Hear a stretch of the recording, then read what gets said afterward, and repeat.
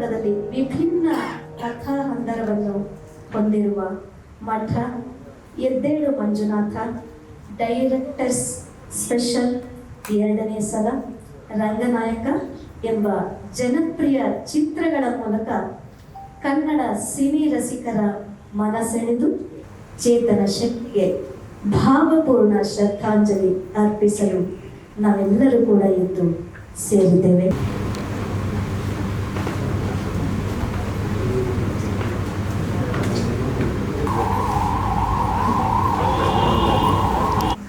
ಒಂದು ಗೀತೆ ಮರಳಿ ಬಾ ಮನ್ವಂತರವೇ.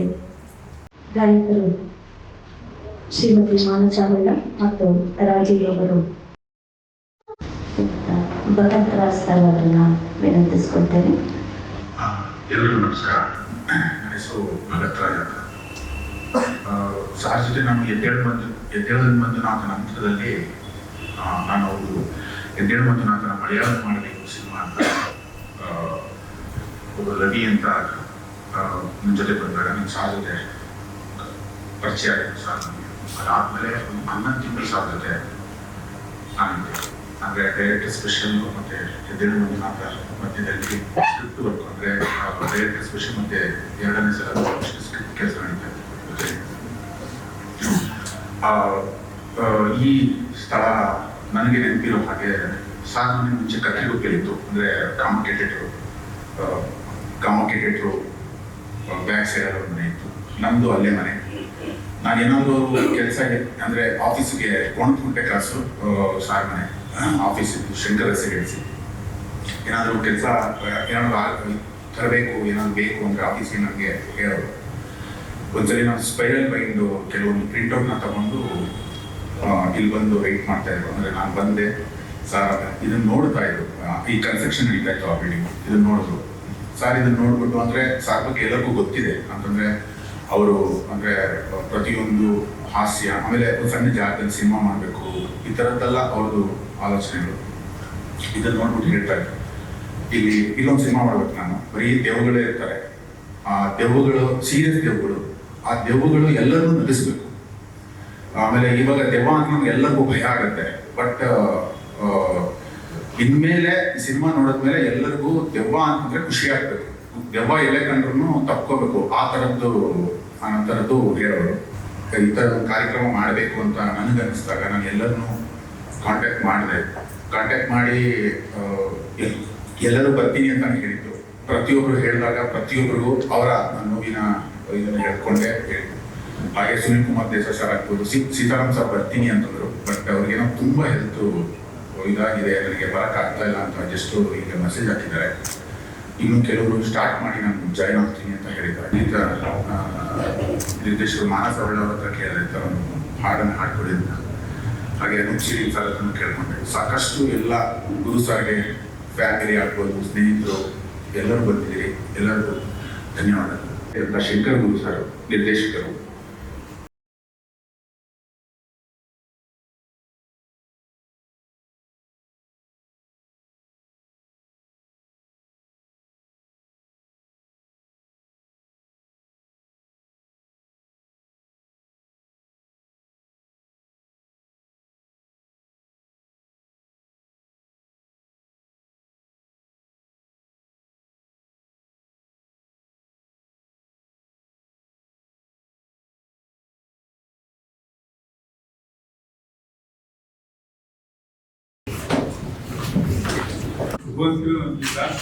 ಮತ್ತೆ ನನಗೆ ತಿಳುವಳಿಕೆ ಇದ್ದೀರಾ. ಒಂದೇ ಒಂದು ಮಾಡಿದ್ದು ಒಂದು ಶ್ರೇಷ್ಠವಾದ ಸೀನ್ ಅಂತ ನನಗನ್ಸಿದ್ರೆ ಹೇಳ್ತೀನಿ. ಮಠದ ಕೊನೆ ನಾನೊಬ್ಬ ಪ್ರೇಕ್ಷಕನಾಗೆ ನೋಡಿದ್ದು, ಅಣ್ಣ ಅಥವಾ ತಮ್ಮನ ನೋಡಿಲ್ಲ. ಕೊನೆಯಲ್ಲಿ ಆ ಪ್ರಣವ್ ಮೂರ್ತಿ ಇರ್ತಾರೆ. ಪ್ರಣವ್ ಮೂರ್ತಿ ಕಷ್ಟಪಡ್ತಿರ್ತಾರೆ, ಅವರು ಏನು ದುಡಿದಿಲ್ಲ, ಏನು ಗೊತ್ತಿಲ್ಲ. ಭಾಗೀರಥಿ ಅಂತ ಒಬ್ರು ನ್ಯಾಷನಲ್ ಸ್ಕೂಲ್ ಆಫ್ ಡ್ರಾಮಾ ಒಬ್ರು ಲೇಡಿ ಅವರಲ್ಲಿ ಬ್ಲೈಂಡ್ ಆಗಿ ಆಕ್ಟ್ ಮಾಡಿದ್ದಾರೆ. ಅವ್ರು ಮಾಡಿದಾಗ ಅವ್ರ ಹತ್ರ ಬಂದು ಇವ್ರು ಪ್ರಣವ್ ಮೂರ್ತಿ ತೋಡ್ಕೊತಾರೆ. ನೆನ್ನೆ ಅಡಿಕೆ ಮಂಡಿಗೆ ಹೋದ್ರೆ ದುಡ್ದೇ ₹100 ಇಲ್ಲ. ಅವಾಗ ಅವ್ರ ಬಾಯ ಸತ್ಯ ಬರುತ್ತೆ. ನನಗೆ ಕೂಸ್ಕೊಂಡು ಬರ್ತಾ ಇದೆ. ಅಲ್ಟಿಮೇಟ್ ಆಗಿ ಎಲ್ಲಾ ಸಕ್ಸಸ್ಗೂ ಅದೊಂದೇ ಕಾರಣ, ಹಾರ್ಡ್ ವರ್ಕ್, ಡೆಡಿಕೇಟೆಡ್ ವರ್ಕ್. ಅದ್ರಲ್ಲಿ ಅವನು ಜೀವನ ಸತ್ವನೇ ಹೇಳ್ಬಿಟ್ಟ. ಅದು ನನ್ನ ಒಂದು ಅಷ್ಟು ಮೂವೀಸ್ ಅದರ ಬೆಸ್ಟ್ ಸೀನ್ ಅಂತಂದ್ರೆ ನಂಗೆ ಅದೇ ಅನ್ಸುದು. ಜೀವನ ಸತ್ಯ ಏನಂದ್ರೆ ಕಷ್ಟಪಡೋದು ಆನೆಸ್ಟ್ ಆಗಿ, ಇನ್ನೇನು ಇಲ್ಲ. ಇದನ್ನ ಮೀರಿ ನಾನು ಹೇಳೋದು ಏನಿಲ್ಲ. ಕೇಳಿದ್ರೆ ಎಲ್ಲರಿಗೂ ಧನ್ಯವಾದ. ರಾಜೀವ್ ಸರ್ ಅವರು ಈ ಗೀತೆಯನ್ನು ಹೇಳಬೇಕು ಅಂತ ಕೇಳ್ಕೊಳ್ತೇನೆ. ತಪ್ಪು ಮಾಡದವು ಯಾರವರೇ ತಪ್ಪಿ ಮಾಡದವು ಎಲ್ರಿಗೂ ನಮಸ್ಕಾರ.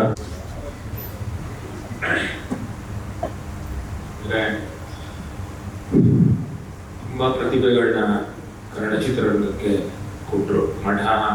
ಮಠ ಅವ್ರ ಮೊದಲನೇ ಚಿತ್ರ ಆದ್ರೂ ಒಂದು ಹೊಸ ಪ್ರತಿಭೆಗಳ ಗಂಟೆ ಕನ್ನಡ ಚಿತ್ರರಂಗಕ್ಕೆ ಅರ್ಪಿಸಿದ್ರು. ತಬ್ಲಾನಣಿ ಆಗಿರ್ಬೋದು, ಅಲ್ಲಿ ಮಂಡ್ಯ ರಮೇಶ್, ಬಿರಾದರು, ಜಗದೀಶ್, ನಾಗ್ತೇಳಿ, ಚಂದ್ರಶೇಖರ್, ಈ ತರ ಬಿಟ್ರೆ ಇನ್ನೆಲ್ಲರೂ ಹೊಸಬ್ರು ನಮ್ಗೆ ಕನ್ನಡ ಇವತ್ತು ಆ ಮಠ ಚಿತ್ರದಿಂದ ಯಾರ್ಯಾರು ಇಂಟ್ರೊಡ್ಯೂಸ್ ಆಗಿದ್ದಾರೆ ಎಲ್ಲ ಚೆನ್ನಾಗಿ ದುಡಿತಾ ಇದ್ದಾರೆ, ಆರಾಮಾಗಿದ್ದಾರೆ. ಹಾಗೆ ನನ್ನ ಮೊದಲ ಸಂಗೀತ ನಿರ್ದೇಶನ ಎದ್ದೇಳು ಮುಂಚಿನ ಅಂತಾನೆ ಕೆಲಸ ಶುರು ಮಾಡಿದ್ದು ಅವರೇ ಚಾನ್ಸ್ ಕೊಡಿ ಫಸ್ಟ್ ಮ್ಯೂಸಿಕ್ ಕಂಪೋಸರ್ ಆಗಿ. ಬಟ್ ಅವ್ರಿಗೆ ಯಾವಾಗಲೂ ನಾನು ವಿರೋಧಿಸ್ತಾ ಇರ್ತೀನಿ ಅವ್ರಿಗೆ. ಅವ್ರ ಜೊತೆ ಇರೋರಿಗೆಲ್ಲ ಗೊತ್ತು, ಪಂಚವಾರ್ಷಿಕ ಯೋಜನೆ ನಿಮ್ದು ಸಿನಿಮಾ ಅಂತ. ಸೊ 2000 ಮಠ ಆದ್ಮೇಲೆ ಶುರು ಮಾಡಿದ್ದು ಸಿನಿಮಾ 2009 ರಿಲೀಸ್ ಆಗುತ್ತೆ. ಅಷ್ಟರಲ್ಲಿ ನಂದು ಇನ್ನೊಂದು ಸಿನಿಮಾನೇ ರಿಲೀಸ್ ಆಗೋಗಿತ್ತು. ಸೊ ಬಟ್ ಅಫಿಷಿಯಲಿ ಕೆಲಸ ಕೊಟ್ಟಿದ್ದು ನನಗೆ ಮ್ಯೂಸಿಕ್ ಕಂಪೋಸರ್ ಆಗಿ ಗುರು ಸರೇನೆ. ಸೊ ಅಂದ್ರೆ ಕನ್ನಡ ಇಂಡಸ್ಟ್ರಿಗೆ ಇನ್ನೊಬ್ಬ ಸಂಗೀತ ನಿರ್ದೇಶಕರನ್ನ ಅವರ ಅರ್ಪಣೆ ಅದು. ಹಾಗೆ ನಾವು ಇಡೀ ಇಂಡಸ್ಟ್ರಿಲಿ ನಮಗೆ ಒಬ್ಬರು ನಿರ್ದೇಶಕರು ಅನೂಪ ಅಂತ ಕೂಗ್ತಾ ಇದ್ದು ಗುರು ಸರ್ ಒಬ್ಬರೇ. ಇನ್ನೆಲ್ಲರೂ ಅನೂಪ್ ಸರ್ ಅದೇ ಥರ ಬರುತ್ತೆ, ಬಟ್ ಇವ್ರು ಒಬ್ಬರೇ ಮಾತ್ರ ಅನೂಪ ಅಂತ ಇದ್ದು. ಸೊ ಅದು ಯಾವಾಗಲೂ ನನಗೆ ಕಿವಿಲಿ ಹುಯಿ ಅಂತಾನೆ ಇರುತ್ತೆ ಯಾವಾಗಲೂ. ಹಾಗೆ ಇನ್ನ ಎಷ್ಟು ಜನ ಶಂಕರ್ ಗುರು ಇದ್ದಾರೆ, ಧೀರಜ್ ಇದ್ದಾರೆ, ರಂಗ ಇದ್ದಾರೆ, ಎಲ್ಲ ನಾವೆಲ್ಲರೂ ಅವ್ರ ಶಿಷ್ಯಂದಿರೇನೆ. ನಾವೇನೇ ಕೆಲಸ ಮಾಡಿದ್ರು, ಏನೇ ಇದ್ದಿದ್ರು ಅವ್ರು ಏನು ನಮಗೆ ಫೌಂಡೇಶನ್ ಕೊಟ್ಟಿದ್ದಾರೆ, ಅದರಿಂದನೇ ನಾವು ಮುಂದುವರಿತಾ ಇರೋದು. ಇನ್ನು ಮುಂದೇನು ಹಾಗೆ ಅವ್ರಿಗೆ ಇದ್ದಾಗಲೂ ಇದನ್ನ ಹೇಳ್ತಾ ಇದ್ವಿ ನಾವು. ಅವ್ರಿಗೆ ಹೋಗಿದ್ದಾರೆ ಅಂತ ಅನ್ಕೊಳಕ್ಕಾಗಲ್ಲ. ಯಾಕಂದ್ರೆ ಅವ್ರು ಕೊಟ್ಟಿರುವಂತ 2 ಚಿತ್ರಗಳು ಮಠ ಹಾಗೂ ಎದ್ದೇಳು ಮಂಜುನಾಥ ಟೆಕ್ಸ್ಟ್ ಬುಕ್. ಕನ್ನಡ ಚಿತ್ರರಂಗ ಇರೋವರೆಗೂ ಅದನ್ನ ಅಳಿಸಕ್ಕಾಗಲ್ಲ 2 ಸಿನಿಮಾ. ಯಾಕೆಂದ್ರೆ ಕನ್ನಡ ಅವ್ರ ಸಿನಿಮಾ ನೋಡಿದ್ರೆ ನನ್ಗನ್ಸ್ತಾ ಇದ್ದಿದ್ದು ಒಂದು ಪರಿಪೂರ್ಣ ಕನ್ನಡ ಸಿನಿಮಾ ಅಂತ ಅನ್ಸೋದು. ಅವೆರಡು ಸಿನಿಮಾ ನಿಮಗೆ ಏನಕ್ಕೆ ತುಂಬಾ ವಿಶೇಷವಾಗಿ ಅಂದ್ರೆ ಕಂಪ್ಲೀಟ್ಲಿ ಗುರುಪ್ರಸಾದ್ನ ಹಾಗೂ ಕನ್ನಡ ಭಾಷೆನ ಒಂದು ಚಿತ್ರಕಥೆ, ಕನ್ನಡ ಚಿತ್ರದಲ್ಲಿ ಆ ಚಿತ್ರಕಥೆ ಆಗಿರ್ಬೋದು, ಆ ಸಂಭಾಷಣೆ ಆಗಿರ್ಬೋದು, ಈ ಥರನೂ ಈಗ ಬಳಸ್ಬೋದು ಅಂತ ತೋರಿಸ್ಕೊಟ್ಟಿದ್ದು ಗುರುಪ್ರಸಾದ್ ಸರ್. ಆ ಸಿನಿಮಾ ಇವಾಗ್ಲೂ ಬೇಜಾರಾದಾಗ ಅಥವಾ ಟ್ರಾವೆಲಿಂಗ್ ಅಲ್ಲಿ ಎಷ್ಟೊಂದು ಜನ ಅದನ್ನೇ ನೋಡ್ತಾ ಇರ್ತಾರೆ. ನನಗೂ ಅದನ್ನೆಲ್ಲ ಫೋನ್ಗಳು ಬರುತ್ತೆ, ಎದ್ದೇಳು ಮಂಜುನಾಥ ಹಾಡು ಹೀಗೆ ಮಾಡಿದ್ದೀರಾ, ಹಾಗೆ ಮಾಡಿದ್ದೀರಾ, ಮತ್ತೆ ಯಾವಾಗ ಗುರು ಸರ್ ಜೊತೆ ಈ ತರ ಒಂದು ಸಿನಿಮಾ ಮಾಡೋದು ಅಂತ ಲಾಸ್ಟ್ 2 weeks ಬ್ಯಾಕು ಯಾರೋ ಕೇಳಿದ್ರು. ಹಾಗೆ ಅವರು ಹೋದಾಗ ಸೋಷಿಯಲ್ ಮೀಡಿಯಾದಲ್ಲಿ ತುಂಬಾ ಜನ ಒಂದು ಲೈನ್ ಬರೆದಿದ್ದು ಏನಂದ್ರೆ, ಈ ಮನುಷ್ಯನಿಂದಲೇ ನಾವು ನಿರ್ದೇಶಕನಾಗಬೇಕು ಅಂತ ಒಂದು ಆಸೆ ಹುಟ್ಟಿತು. ಇಷ್ಟೊಂದು ಜನ ಅದನ್ನ ಹಾಕೊಂಡಿದ್ದಾರೆ. ಇಲ್ಲಿ ನನಗೆ ಇನ್ನೊಬ್ರು ಶಶಾಂಕ್ ಅಂತ, ಅವರು ಅಷ್ಟೇ ಡೇರ್ಡೆವಿಲ್ ಮುಸ್ತಫ ಅಂತ ಒಂದು ಅದ್ಭುತವಾದ ಸಿನಿಮಾ ಕೊಟ್ಟಿದ್ದಾರೆ. ಈ ಮುಂದೆ ಧನಂಜಯ್ ಜೊತೆ ಸಿನಿಮಾ ಮಾಡ್ತಿದ್ದಾರೆ. ಅವರು ಅದನ್ನೇ ಹೇಳಿದ್ರು, ಒಂದು ಟೈಮ್ ನಾವು ಅವ್ರ ಸಿನಿಮಾ ನೋಡ್ಬಿಟ್ಟು ನಿರ್ದೇಶಕನಾಗಬೇಕು ಅಂತ ಒಂದು ಆಸೆ ಬಂದಿದ್ದು ಅಂತ. ಸೊ ಈ ತರ ಒಂದು ಶಕ್ತಿ ಮರೆಯಾಗಿರೋದು ಇನ್ನ ನಂಬಕ್ಕಾಗಲ್ಲ. ಅವ್ರಿಗೆ ನಾನು ಅವರು ಕೆಲ್ಸಕ್ಕೆ ಕೂತಾಗೆಲ್ಲ ಅಂದ್ರೆ ಅವರು ನನ್ನಿಂದ ಹೇಗೆ ಕೆಲಸ ತೆಗೆಸ್ತಾ ಇದ್ರು ಅಂತ ಶಂಕರಿಗೆ ಗೊತ್ತು, ಧೀರಜಿಗೆ ಗೊತ್ತು, ರಂಗ ಗೊತ್ತು. ಅವ್ರ ಜೊತೆ ಕೆಲಸ ಮಾಡಿ ನಾನು ಆಚೆ ಬಂದ್ರೆ ಬೇರೆ ಯಾವ ನಿರ್ದೇಶಕರು ಇವತ್ತಿನವರೆಗೂ ನಾನು ಯಾವ ನಿರ್ದೇಶಕರ ಹತ್ರ ಕೆಲಸ ಮಾಡ್ತೀನಿ ಈಸಿಯಾಗಿ ಕೆಲಸ ಮಾಡ್ತೀನಿ. ಬಿಕಾಸ್ ಗುರುಪ್ರಸಾದ್ ಅವರು ಅಲ್ಲಿ ನನಗೆ ಹೇಗೆ ಕೆಲಸ ಇದು ಮಾಡ್ತಾ ಇದ್ರಲ್ಲ, ಅದು ಈಸಿ ಆಗುತ್ತೆ ಬೇರೆ ನಿರ್ದೇಶಕರ ಹತ್ರ ಹೋದಾಗ. ಹಾಗೆ ನನಗೆ ಅವ್ರಿಗೆ ತುಂಬಾ ಇಷ್ಟ ಅಂದ್ರೆ ಬಿ ಆರ್ ಲಕ್ಷ್ಮಣರಾವ್ ಸರ್ ಅವರ ಕವನಗಳು, ಲಕ್ಷ್ಮೀನಾರಾಯಣ ಭಟ್ರದ್ದು ಕವನಗಳು, ಆ ಥರ ಕೆಲಸ ಮಾಡ್ತಾ ಇದ್ದಿದ್ದು. ನಮ್ಗೆ ಯಾವಾಗ ಡೈರೆಕ್ಟರ್ ಸ್ಪೆಷಲಲ್ಲಿ ನೀವು ಕೇಳಿರ್ಬೋದು, ದೇವರೇ ಅಗಾಧ ಹಾಡು, ಅದು ಅವರನ್ನೇ ಸೆಲೆಕ್ಟ್ ಮಾಡಿ ಇದಕ್ಕೆ ಮಾಡಲೇಬೇಕು ಟೀಮು ಅಂತ ಹೇಳಿದ್ದಿತ್ತು. ಅದನ್ನ ಅವ್ರ ನೆನಪಲ್ಲೇ ಇವಾಗ ಹಾಡ್ಬೇಕು.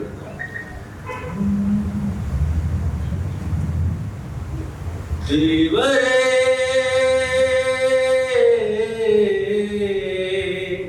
ಅಗಾಧ ನಿನ್ನ ಮಹಿಮೆಯ ಕಡಲು,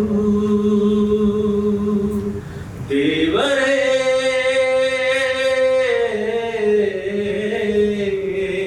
ಅಗಾಧ ನಿನ್ನ ಮಹಿಮೆಯ ಕಡಲು, ಹೇಗೆ ಸಾಧ್ಯವೋ ಅದರ ಆಳವಳೆಯಲು, ದೇವರೇ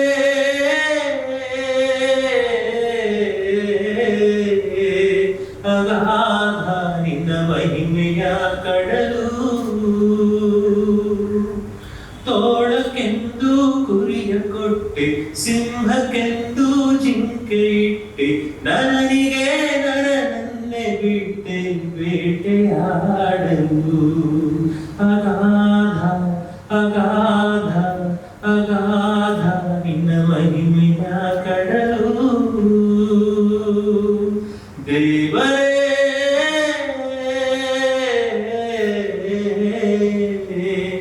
ಅಗಾಧ ನಿನ್ನ ಮಹಿಮೆಯ ಕಡಲು.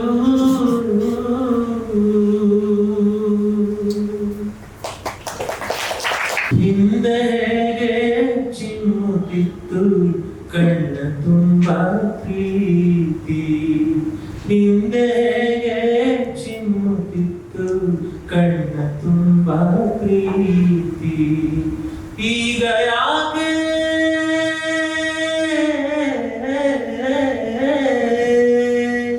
ಈಗ ಯಾಕೆ ಜ್ವಲಿಸುತ್ತಿದೆ ಏನು ಶಂಕೆ ಭೀತಿ, ಹಿಂದೆ ಚಿಮ್ಮುತ್ತಿತ್ತು ಕಣ್ಣ ತುಂಬ ಪ್ರೀತಿ, ಕಣ್ಣ ತುಂಬ ಪ್ರೀತಿ.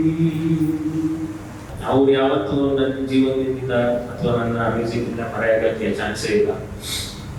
ಅವ್ರು ಹೋದ್ಮೇಲೆ ಕೆಲವರು ಮಾತಾಡೋರು, ಅವರು ಕೆಟ್ಟತನಗಳು, ಇದು ಹಂಗಾಗ್ಬಿಟ್ರು ಹಿಂಗಾಗ್ಬಿಟ್ರು ಅಂತ. ಬಟ್ ಇಷ್ಟು ಜನ ಸೇರಿದ್ದೀರ ಅಂದ್ರೆ ಅವರು ಸಾಧನೆಗೆ ಸೇರಿದ್ರು.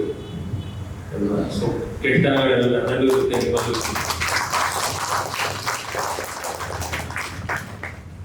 ಎಲ್ಲರೂ ಇಲ್ಲಿ ಆಲ್ಮೋಸ್ಟ್ ಯಾರ್ಯಾರು ಗಂಡಸರಿದ್ದೀರಾ 99.99% ಎಲ್ಲರೂ ಕುಡಿಯೋರೇ ಇರ್ತೀರ, ಎಲ್ಲ ಒಂದು 0.1% ಯಾರೋ ಕುಡಿಯೋರು. ಸೊ ನಾನು ಹೇಳ್ತಾ ಇದ್ದೆ ಕೆಲವ್ರಿಗೆ, ಅವ್ರಿಗೆ ಕುಡ್ತಾ ಇಷ್ಟ ಅಂದಾಗ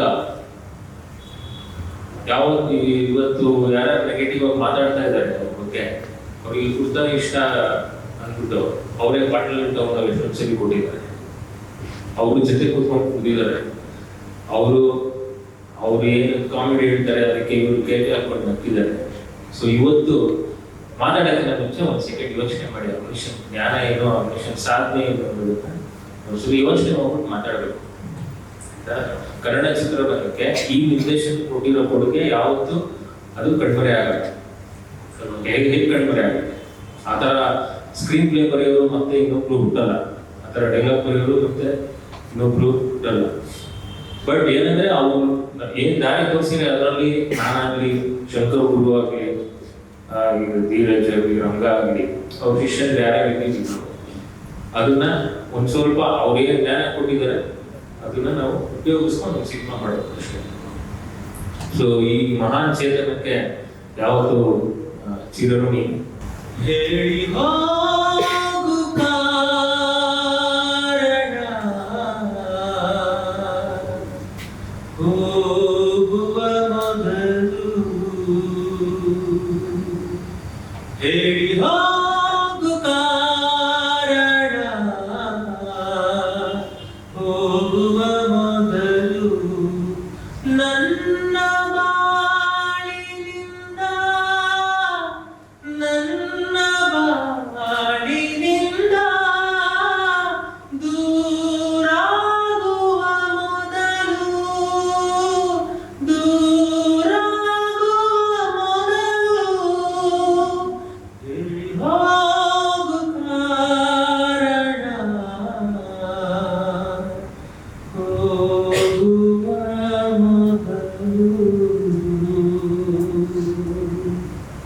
ಬಟ್ ಗುರುಸಲು ಕಾರಣ ಏನು ಹೇಳಿದ್ರೆ ಹೊರಟುಬಿಟ್ರು. ಇರಲಿ ಅವರ ಚಿತ್ರಗಳಾಗಲಿ ಅವ್ರ ಜೊತೆ ಕಳೆದಿದ್ದ ಕ್ಷಣಗಳು ಯಾವತ್ತಿಗೂ ಸ್ಫೂರ್ತಿನೇ. ನನ್ನ ಮಾತಿಂದ ಕೆಲವ್ರಿಗೆ ಯಾರಿಗಾದರೂ ವೇಷ ಹಾಕಿದರೆ ಕ್ಷಮಿಸಿ. ಬಟ್ ಯಾವತ್ತಿಗೂ ನಾನಂತೂ ಅವ್ರ ಜೊತೆ ಏನು ಕಳೆದಿದ್ದೀನಿ ಅಥವಾ ಅವರಿಂದ ನಾನು ಏನು ಕಲ್ತಿದ್ದೀನಿ ಅದನ್ನು ಯಾವತ್ತೂ ಸಂಭ್ರಮಿಸ್ತಾ ಇರ್ತೀನಿ. ಯಾವಾಗಲೂ ಚಿರಋಣಿ ಗುರು sir. Thank you sir. Thank you.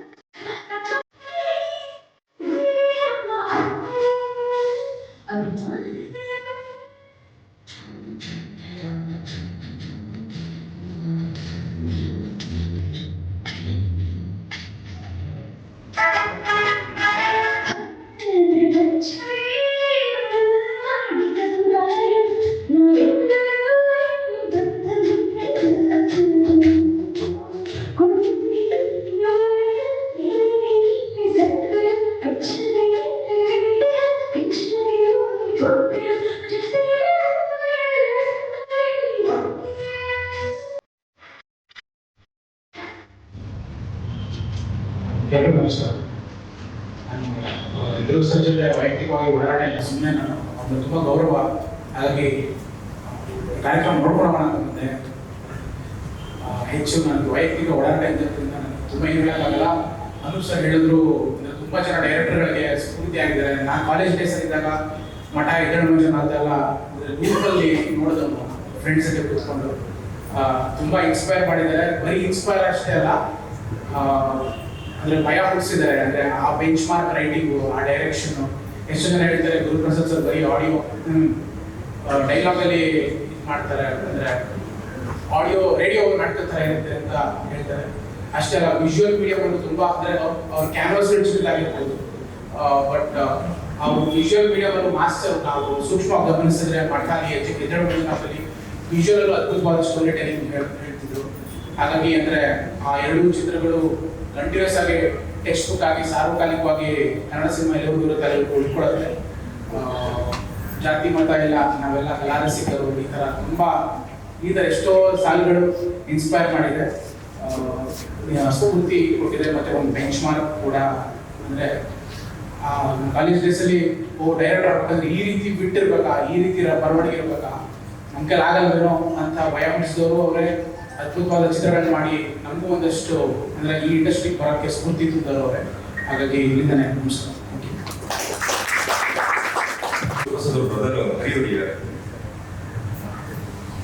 ಗುರುಪ್ರಸಾದ್ಗೆ ನಾನು ಹೈಸ್ಕೂಲಲ್ಲಿ ಕನಕಪುರದಲ್ಲಿ 3 ವರ್ಷ ಕ್ಲಾಸ್ಮೇಟ್, 8th, 9th, 10th ಒಟ್ಟಿಗೆ ಓದಿದ್ದು. ನನಗೆ ತುಂಬಾ ನೋವಾಯ್ತು, ಯಾಕಂದ್ರೆ ನಾನು ಈ ಬೆಂಚಲ್ಲಿ ನನ್ನ ಫ್ರೆಂಡ್ ಜೊತೆ ಕೂತ್ಕೊಂಡೆ. ಅದು ನನ್ನ ಕ್ಲಾಸಲ್ಲಿ 3 ವರ್ಷ ಗುರುಪ್ರಸಾದ್ ಪಕ್ಕನೇ ಕೂತ್ಕೊಂಡು ಪಾಠ ಕೇಳ್ಕೊಂಡು ಅವನ ಒಡನಾಡಿಯಾಗಿ ಆತ್ಮೀಯವಾಗಿ ಕಾಲಗಳೆದಂತ ಆತ್ಮೀಯ ಗೆಳೆಯ ನಾನು. ನನಗೆ ಗುರುಪ್ರಸಾದ್ ನನ್ನ ಅದೇ ರೀತಿ ಎಷ್ಟೇ ಎತ್ತರಕ್ಕೆ ಬೆಳೆದಿದ್ರು, ಎಷ್ಟೇ ಸಾಧನೆ ಮಾಡಿದ್ರು, ನನ್ನ ಮಾತ್ರ ನನಗೆ ತಮಾಷೆ ಮಾಡಕ್ಕೆ ಮೀಸೆ ರಾಘವೇಂದ್ರ ಅಂತ ಕರಿತಿದ್ದೆ. ಯಾಕಂದ್ರೆ ನಮ್ಮ ಕ್ಲಾಸಿಗೆ 3-4 ಜನ ರಾಘವೇಂದ್ರ ಇದ್ವಿ. ನನ್ನ ಗುರುತ್ವಗೋಸ್ಕರ ನಾನು ಸ್ವಲ್ಪ ಮೀಸೆ ತಪ್ಪಬೇಕು ಅಂತ ಮೀಸೆ ರಾಘವೇಂದ್ರ ಅಂತ ಕರಿತಿದ್ದೆ. ಇವತ್ತು ಐ ಜಸ್ಟ್ ಮಿಸ್ಸಿಂಗ್ ಹಿಮ್. ಈ ಬೆಂಚಲ್ಲಿ ಕೂತಾಗ ನನ್ನ ಗುರುಪ್ರಸಾದ್ ನೆನಪು ಬಂದ. ಕನ್ನಡ ಚಿತ್ರರಂಗದಲ್ಲಿ, ಇಡೀ ಭಾರತೀಯ ಚಿತ್ರರಂಗದಲ್ಲಿ ಒಬ್ಬ ಡೈರೆಕ್ಟರ್ಗೆ ಕಟೌಟ್ ನಿಲ್ಸಿದ್ರೆ ಅದು ಗುರುಪ್ರಸಾದ್ಗೆ. ಜೋರಾಗಿ ಚಪ್ಪಾಳೆ ಬರಲಿ. ಇವತ್ತು ಅದೇ ಕಟೌಟ್ ನಿಲ್ಸಿದ್ದಾರೆ ಅಂದ್ರೆ ನನಗೆ ತುಂಬಾ ನೋವಾಯ್ತು ಕಟೌಟ್ ನೋಡಿದ ತಕ್ಷಣ. ಆದ್ರೆ ಅಷ್ಟೇ ಹೆಮ್ಮೆನೂ ಆಯ್ತು. ಯಾವುದೇ ವ್ಯಕ್ತಿಯಲ್ಲಿ ಪಾಸಿಟಿವ್ ಇರುತ್ತೆ, ನೆಗೆಟಿವ್ ಇರುತ್ತೆ. ಗುರುಪ್ರಸಾದ್ ಅದೇ ಹೇಳ್ತಾರೆ ಯಾವಾಗಲೂ ಪಾಸಿಟಿವ್ ತಗೋಬೇಕು, ನೆಗೆಟಿವ್ ಬಿಟ್ಟಾಗ್ತದೆ. ಯಾರು ಪರ್ಫೆಕ್ಟ್ ಅಲ್ಲ, ಯಾವ ಮನುಷ್ಯನು ಪರ್ಫೆಕ್ಟ್ ಇಲ್ಲ. ಎಲ್ಲರೂ ಪರ್ಫೆಕ್ಟ್ ಅಲ್ಲ ಅಂದ್ಮೇಲೆ ಆ ನೆಗೆಟಿವಿಟಿ ಇರುತ್ತೆ, ಪಾಸಿಟಿವ್ ಇರುತ್ತೆ. ನೆಗೆಟಿವಿಟಿ ಬಿಟ್ಟು ಅವ್ರಲ್ಲಿ ಒಳ್ಳೇದನ್ನು ಕಲ್ತ್ಕೋಬೇಕು, ಯಾರೇ ಆಗಿರ್ಬೋದು ಅಂತ ಹೇಳ್ತಿದ್ದ. ಈಗ ಒಂದು ಹಾಡು ಕೇಳಿದಾಗ ನನಗೆ ಅನಿಸ್ತು, ತಪ್ಪು ಮಾಡೋರು ಯಾರಿಲ್ಲ ಅಂತ ಹೇಳಿ ಅಂತ ಹಾಡು ಬರೆದಂತ ಗುರುಪ್ರಸಾದ್ ದುಡುಪುಟ್ಟ ಅಂತ ನನ್ಗೆ ನೋವಾಯ್ತು. ಅಂದ್ರೆ ಆತ್ಮೀಯವಾಗಿ ನನಗೆ ಇರ್ಬೋದಿತ್ತು ನಮ್ಮ ಜೊತೆ ಇನ್ನೂ ಸ್ವಲ್ಪ ಒಳ್ಳೆ ಚಿತ್ರಗಳು ಕೊಡ್ಬೇಕಿತ್ತು. ಗುರುಪ್ರಸಾದ್ ಸುಮಾರು ಒಂದು 50 ಜನ ಹೊಸ ನಿರ್ದೇಶಕರನ್ನ, ಮ್ಯೂಸಿಕ್ ಡೈರೆಕ್ಟರ್ಸ್ನ, ಸಾಹಿತ್ಯ ಪ್ರಿಯರನ್ನ ಸುಮಾರು ಜನ ಹುಟ್ಟಾಕ್ಬಿಟ್ಟ.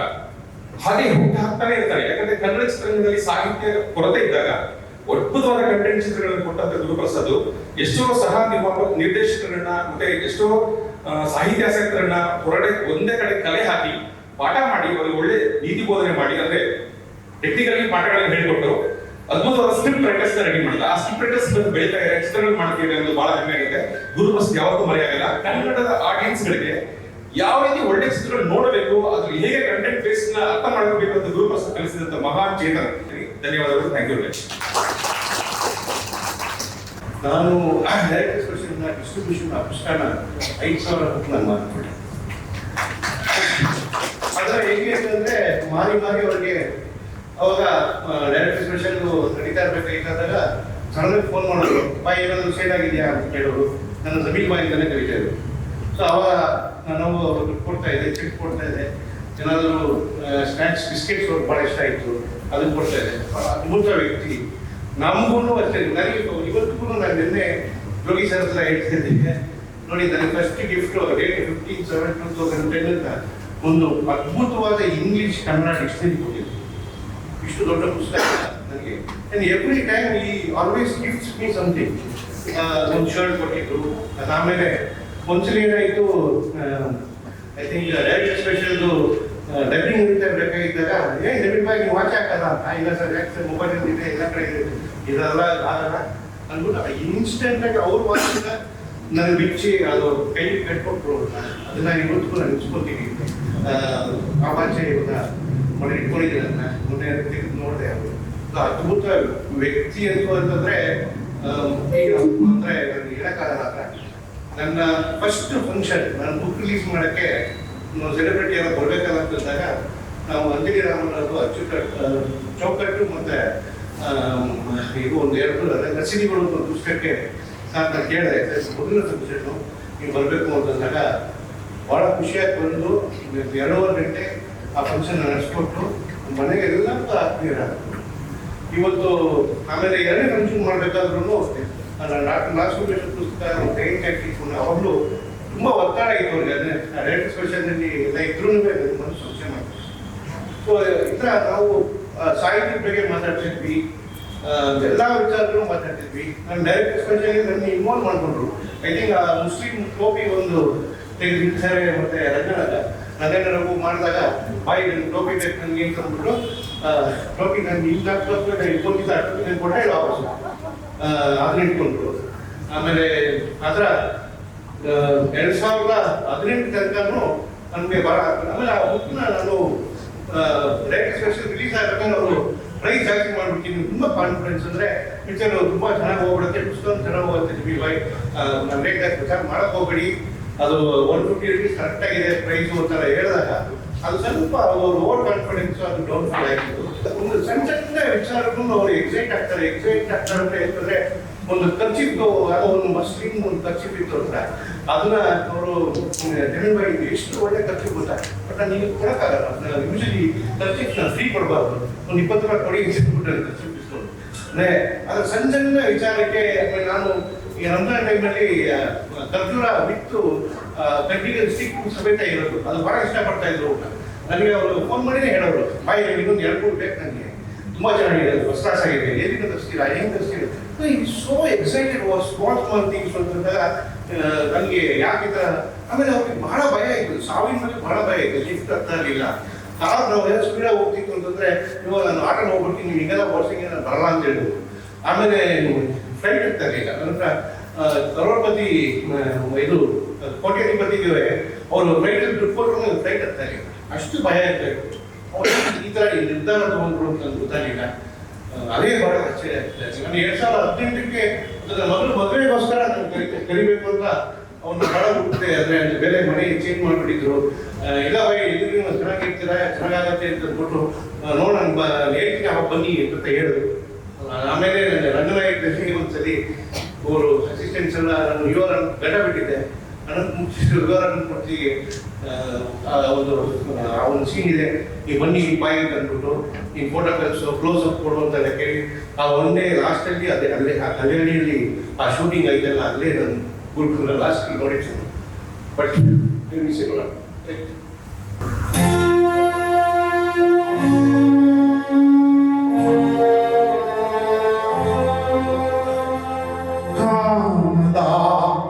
ಕಡಲಿಗೆ ಹಂಬಲಿಸಿದೆ ಮನ, ಕಾಣದ ಕಡಲಿಗೆ ಹಂಬಲಿಸಿದೆ ಮನ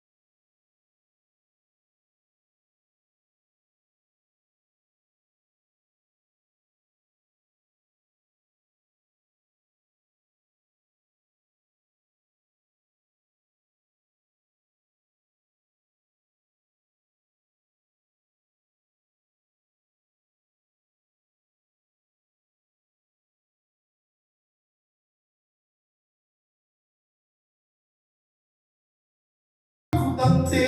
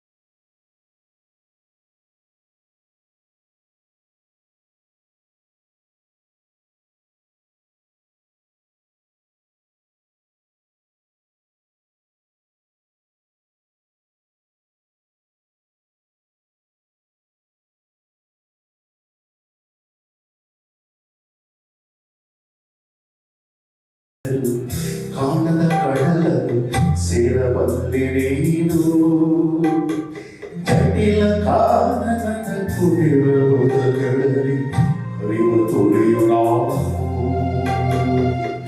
ಎಂದಿಗಾದರೂ ಕಾಣದ ಕಡಲನ್ನು ಸೇರಬಲ್ಲೆ ನೀನು ಸೇರಬಹುದೇ ನಾನು ಕಡಲ ನೀಲಿಯೊಳು ಕರಗಬಹುದೇ ನಾನು ಕರಗಬಹುದೇ ನಾನು ಕರಗಬಹುದೇ ನಾನು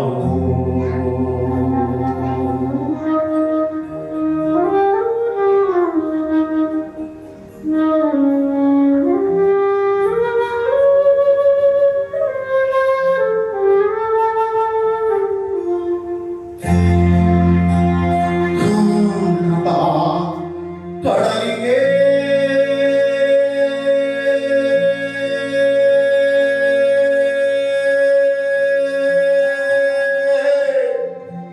ಹಬ್ಬಲಿಸಿದೆ ಮನ